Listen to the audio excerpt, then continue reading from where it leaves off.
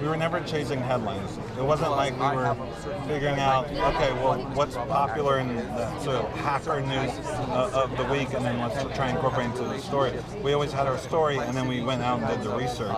In fact, we found ourselves always just a few steps ahead of what actually started to come out in the public, which is kind of eerie. I mean, in the first season alone, we had the Sony hack, we had the Ashley Madison hack, and we literally would do those storylines, you know, a month or two before those things actually happened. I mean, our tagline for the first season, if you remember, was "Our democracy was hacked," and then a year later, our democracy was hacked. So yeah, it actually kind of worked the opposite way, where we were always sort of a step ahead of what was going on. Last question, what did you learn in your research about technology and some of the dark side of it? I know like in season 1 it was the making sure that you taped over that little camera, stuff like that. But what was significant that you learned in your research? Well, honestly, it goes back to the sort of tenet of hacking is not about how to exploit certain piece of software or how to exploit a certain piece of hardware. It was about social engineering. It's about finding the vulnerabilities within people. And that's the scariest part. I mean, ultimately, when we talk about the 2016 election, and we talked about how it was hacked, it wasn't necessarily that the voting machines were hacked, but it was that people were manipulated through misinformation, and that is a hack into itself. That's social engineering, and that's sort of the part that really resonates with me, and it's kind of scary, but at the same time, is what we built the show around. Brilliant. Thank you so much. Pleasure. Thank you. A lot is ahead for her, but I can't say much about it. Were you happy with how things went? If somebody from the inside Yeah, I am very happy. Definitely, you know, it obviously, everything can go so many different ways, so I feel very On that experience, strangers, unexpected. We were kind of both in our separate worlds, came together to do these scenes, and over the course of the night, it was in this season. and just how kind of included the work we were actually doing, relationship with the characters we were playing. The best thing about And so we're very fond of each other because of it. Whenever we see each other, we're very happy because we had both such a positive experience. Yes, and the characters were written in such a way that like the pairing of us together was so unexpected, but it somehow made sense.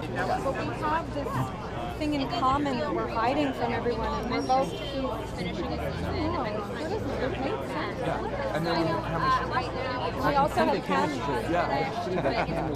Now, you guys tech buffs in real life, or do you guys? Do we what? Are you in technology? Oh God. But what was really valuable about it? Oh. Congrats on everything. Have a fun night. Who's this guy? He wants to do this very thorough. He didn't want to say anything yet. I can compartmentalize. You can trust me. I don't know if we could trust So him. wait a minute, I'm not going to hear the first podcast until next. Yeah, yours and ours. yours. No, yours and ours will come out roughly the same time. I'm like competing with myself, which is actually a pretty dumb idea. But I don't know what to do. But he's seen the episode and he's loved it. So we're gonna be in the tank. Does he have It's like whatever, you know. No, I mean, it's I absolutely would say it was most like season 1. He was like, Very contained. I was like, It's very character driven. it's been really I do. like, I do. I love it. Hey, what's up, man? What's up? Seeing you again. Nice to see you. Hey, Pete. Yeah. Harley. All right, so final season of Mr. Robot. You made your mark on it.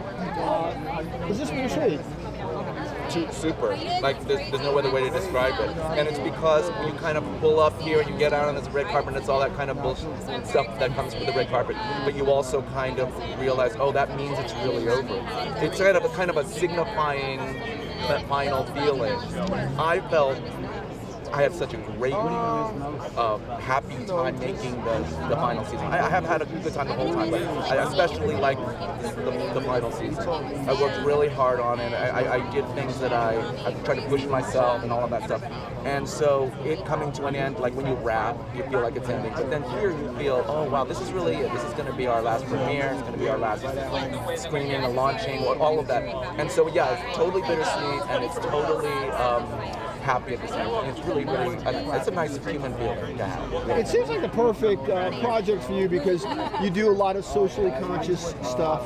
You also do a lot of adventure-y stuff.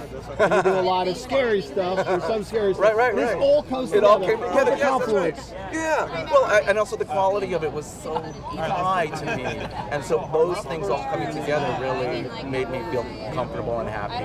And the undercurrent of social consciousness in the show is a very nice part of it. It's not the identity of the show by any stretch of the imagination, because it's a very taut and very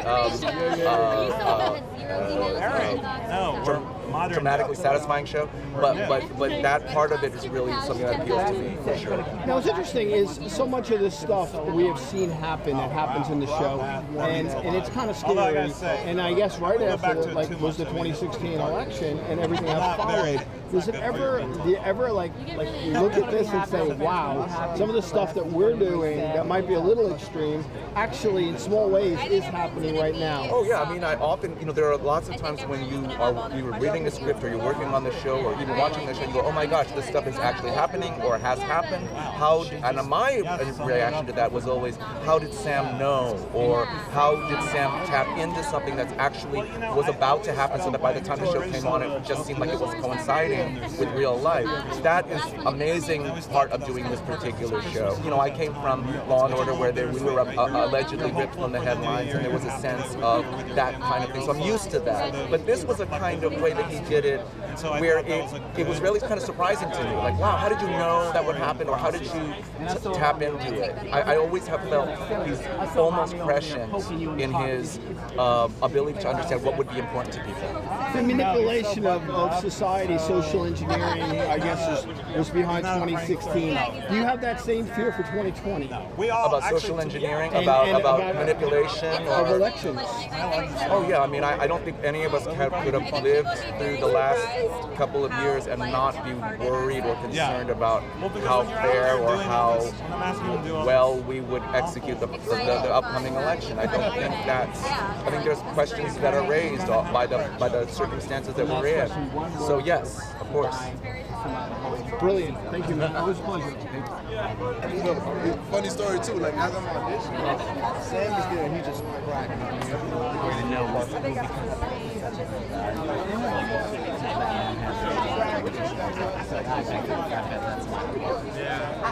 I want to ask you all just praise Sam so much. You say that again. Yeah, I mean, you've been around for a while since then, so clearly it's been working out. Everybody should he really knows what he wants. All right, come on, pop them on. Sneak out of bed. Everybody in. I'm going to get there. We go. Thank you so much. Oh my God, Gracie! All right, you gotta get in here. This is Matt. Whatever, we're looking right here. Come to what happened. He's in the show. Stay here. We're a spot back out.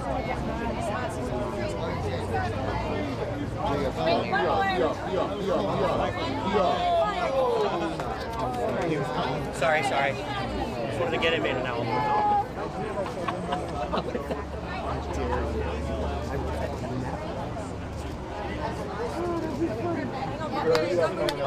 What's that?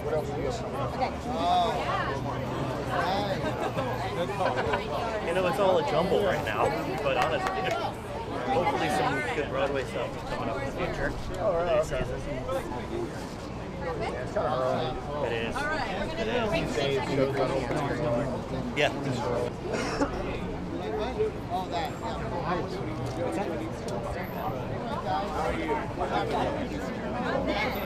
Thanks for your patience, everyone. Oh, anytime. We'll be right there.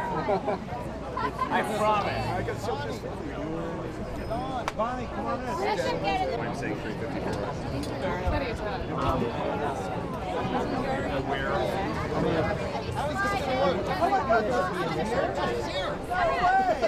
Everybody else is in it. We're gonna slide on 15 minutes. I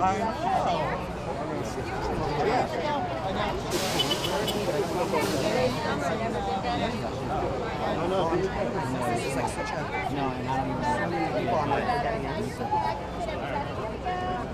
You don't want it. Wait, how do you? I just heard somebody say. All right. That's it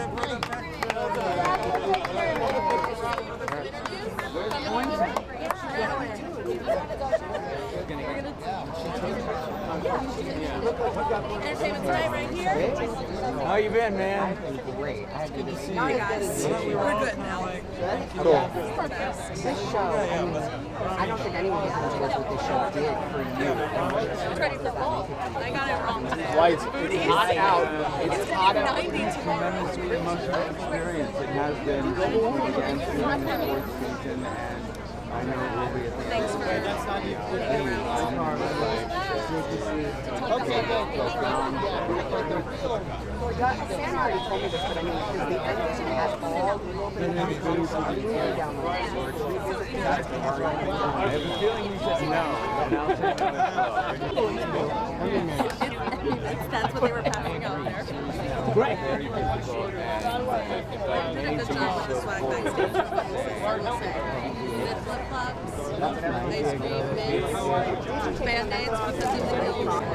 every badge on every stage is extraordinary to be part of that legacy and that history, and I cannot wait for you guys to see that one. As soon as we go, you can never see yourself being able to do a show, let alone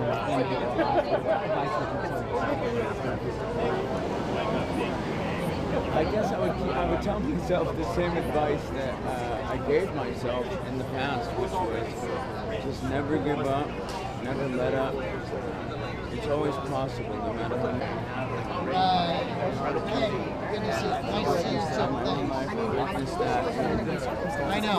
People I work with on a daily basis, and so many people across so many different worlds and walks of life have transcended what they thought they were capable of doing. And they can do it.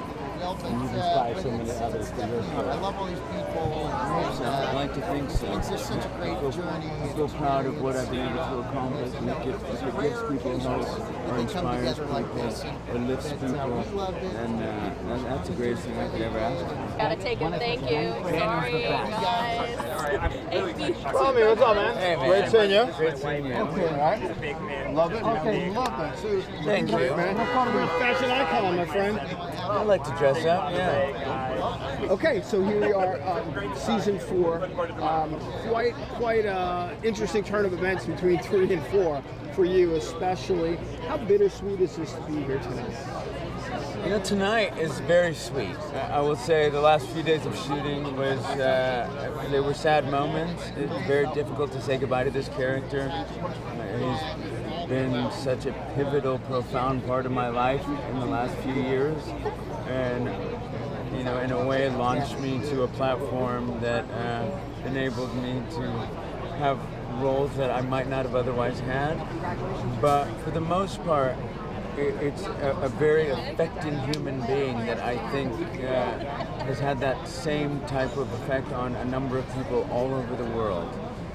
So it's very difficult to say goodbye at this point. But tonight, we get to celebrate Elliot, we get to celebrate Mr. Robot, this cast and this crew that has worked so hard. Thank you. So the stories the storylines that this show has had are kind of have evolved into real life events in a lot of ways. Seems like before you guys were ahead of the curve on that. How scary is it, and what did you learn about cybersecurity before you started this project?